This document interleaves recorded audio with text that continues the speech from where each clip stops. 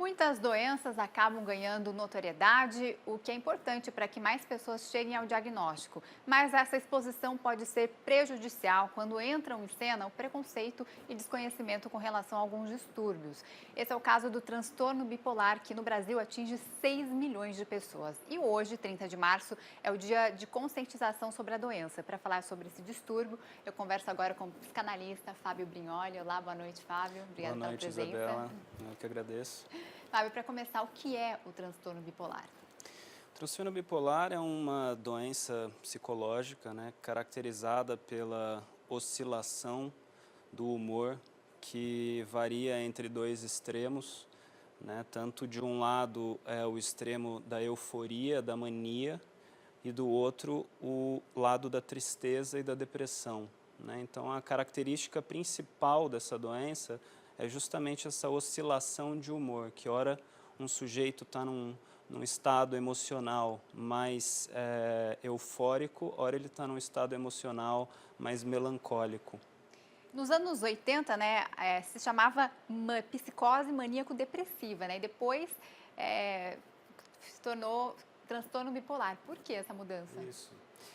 Primeiramente, foi dado esse nome a essa doença pelo Kraepelin, que foi um psiquiatra do século XIX, que era uma das manifestações daquilo que se pensava como psicose.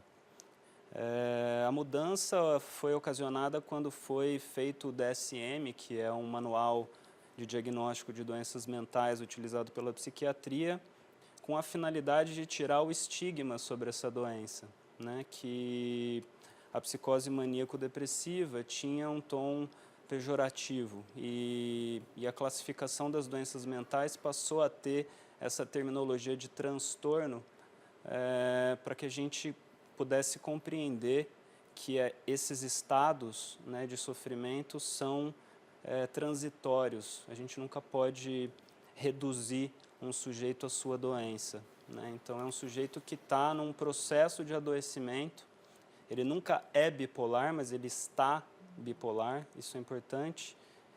Então, a finalidade dessa mudança na terminologia foi a tirar o estigma sobre esse quadro. E pode ser genético? Olha, é uma doença complexa em termos de diagnóstico, ela é multifatorial, então isso significa que há uma predisposição genética, embora os estudos sejam inconsistentes nesse campo ainda. Além desse fator, a gente tem que considerar o fator cultural e social, que pode contribuir também para a manifestação dessa doença, por exemplo, a urbanidade, o tamanho das cidades, a cultura desses lugares, mas fundamentalmente o fator ambiental, enquanto relações entre as pessoas, numa família, e todos os acidentes que podem acontecer no percurso de uma vida. Então, negligências infantis, abandonos, falta de investimentos afetivos por parte de pais, principalmente por parte da mãe. Principalmente na infância, Principalmente na infância. Então, esse fator ele é fundamental digamos, na predisposição para a doença, porque isso não quer dizer que vá manifestar uma doença assim, mas esses acidentes no início da vida, principalmente relacionais, envolvendo essas relações emocionais, podem deixar como predisposição para no futuro, de repente, se esse sujeito enfrenta uma dificuldade psicológica, como, por exemplo, uma experiência de separação de um amor ou um luto, a perda de alguém amado, são experiências que podem desencadear, caso o sujeito tenha essa predisposição, um quadro como esse do transtorno bipolar.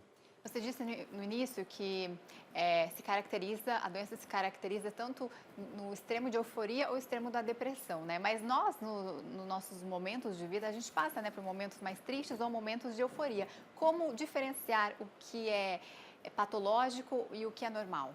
Ótimo, é uma boa pergunta, principalmente porque, embora esse quadro esteja sendo mais conhecido, existe uma diferença significativa aí que é assim, digamos que uma pessoa que trabalha com você, ela chega feliz no trabalho e vai embora triste, né? Às vezes as pessoas brincam chamando essa pessoa de, essa pessoa é bipolar, né? Existe um desgaste desse termo aí no cotidiano, então não significa que essa pessoa tem esse transtorno, né? A gente é comum viver estados de alegria e estados de tristeza na vida, né? Então, o que é fundamental para compreender isso como transtorno é tanto a predominância do estado emocional quanto a duração dele, né? Então, uma pessoa que vive uma semana num estado de euforia, e o que eu estou chamando de euforia aqui é um estado de aceleração mental, um estado de fala excessiva, Até consumo, né? consumo excessivo, exatamente, irritabilidade, né? Por um período de uma semana, por exemplo, né? Ideias de grandiosidade também, alternado com esse estado depressivo, né? Onde há uma tristeza significativa também, onde a pessoa começa a não sentir mais prazer em atividades cotidianas, às vezes chegar ao ponto de não conseguir levantar da própria cama, e esse tipo de condição, O estado depressivo, que né? seria, sim, o estado depressivo, indica uma diferença significativa. Não é só eu estou agora um pouco feliz, mas daqui a pouco eu estou um pouco triste, né? Isso faz parte da vida, né? A característica do transtorno é justamente a intensidade e a duração. O diagnóstico em crianças, né, com transtorno bipolar, existem pesquisas de que o diagnóstico cresceu muito, né, em principalmente crianças. O que mudou, né, de antigamente para hoje, né? O que justifica essa mudança? Então, é delicado diagnosticar crianças com transtorno bipolar, porque a criança ainda está numa fase de desenvolvimento onde as estruturas psicológicas ainda não estão bem formadas, né? Então, diagnosticar uma criança com esse transtorno não é uma coisa simples, né? Geralmente, essa manifestação da doença acontece mais próximo da adolescência e entrada na fase adulta. Então, por volta, se for fazer uma média, 18, 25 anos, né? Então, eu acho que as crianças talvez pareçam apresentar transtornos bipolares porque elas, às vezes, vivem em algumas condições de ou excesso de distração ou excesso de estímulos que, às vezes, colocam elas de uma maneira meio instável com relação ao próprio humor, mas eu acho que é complicado diagnosticar uma criança com transtorno bipolar porque ela ainda está numa fase de desenvolvimento. Existe essa data, né, de comemoração 30 de março do transtorno bipolar, justamente porque o pintor Van Gogh fazia aniversário no dia 30 de março e ele foi diagnosticado a primeira pessoa com transtorno bipolar. Tem outros grandes nomes, né, da nossa história que também foram diagnosticados, além do Van Gogh, Schumann, Churchill, grandes nomes, né, da arte, da história. Qual que é a relação da criatividade com essa doença? É uma ótima pergunta. De fato, muitas pessoas, principalmente artistas, né, com transtorno bipolar, apresentam essa característica da criatividade ali, né? Não quer dizer que se você está com transtorno bipolar que você vai ser criativo, mas existem muitas pessoas criativas que têm o transtorno bipolar, e se o Van Gogh talvez vivesse hoje, provavelmente ele seria diagnosticado com esse transtorno. Mas o que determina isso é um efeito dinâmico da doença. Então, de altos e baixos? Exatamente. Então, o período depressivo da doença, melancólico, ele acaba sendo, por mais contraditório que isso possa soar, inspirador, né? Não é à toa que a gente vê muitas músicas, muitas manifestações culturais na nossa sociedade expressando conteúdos que envolvem dores, envolvem perdas, envolvem tristezas. Então, tanto há uma inspiração nesse estado emocional, quanto quando há uma alteração para a mania, né, a mania tem como característica isso que a gente chama de overthinking, né, essa aceleração do pensamento, essa intensidade de fazer as coisas. E essa associação de ideias veloz e intensa acaba propiciando a entrada nessas manifestações criativas. O Van Gogh, por exemplo, teve uma época que chegou a pintar 12 quadros ao mesmo tempo, quando ele estava num período de euforia.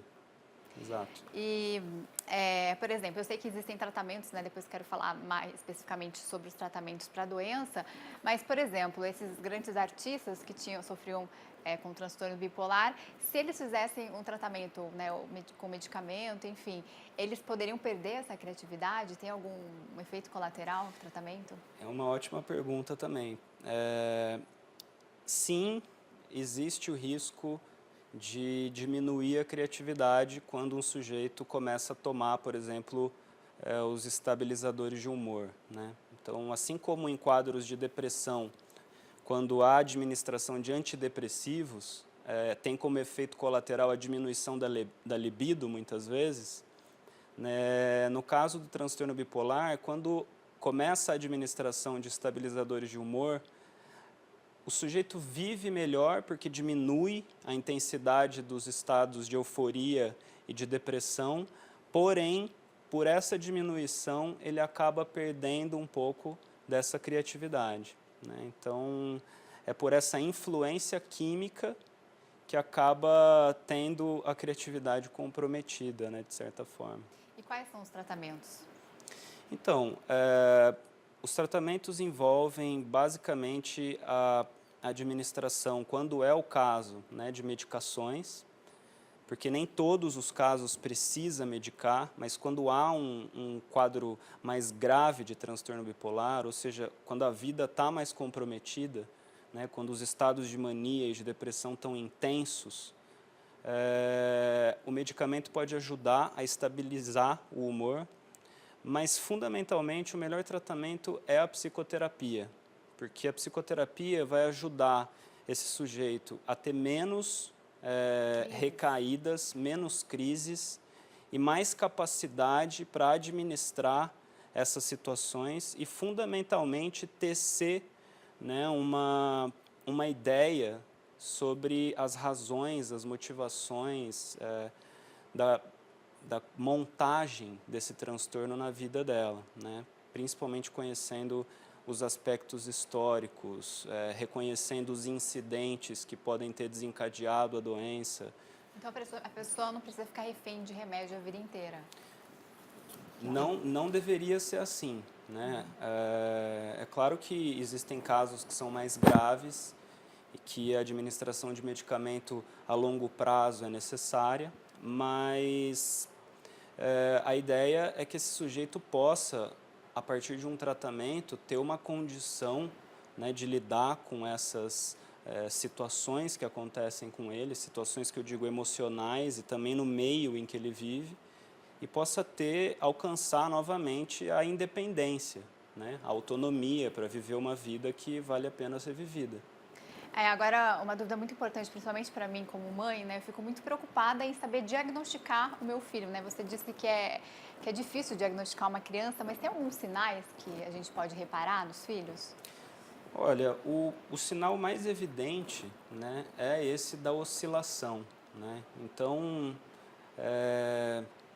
essa aceleração do pensamento às vezes se manifesta como essa verborragia ou essa irritabilidade, às vezes com episódios que envolvem explosões de ira e esse tipo de raiva, né, associado sempre a um episódio de tristeza e de algo que aponte nessa direção.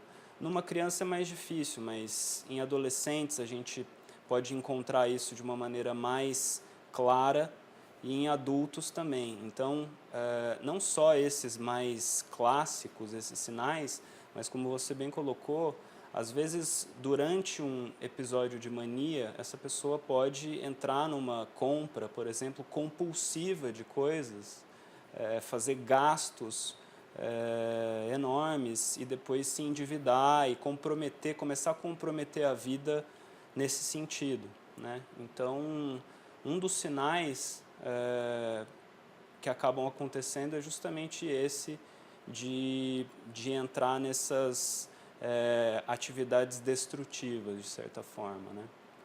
Muito obrigada pelas explicações. Esse é um assunto muito extenso, né? Falar sobre as doenças da mente, que ainda existem muitos preconceitos sobre esse assunto, mas é muito importante a gente estar sempre expondo aqui para esclarecer e para ver que é importante a pessoa ser diagnosticada e importante, então, buscar ajuda, né? Muito obrigada, Fábio Brignoli, psicanalista, aqui com a gente no Band News TV. E daqui a pouco a gente volta, então, com mais notícias do Brasil e do mundo. Não saia daí.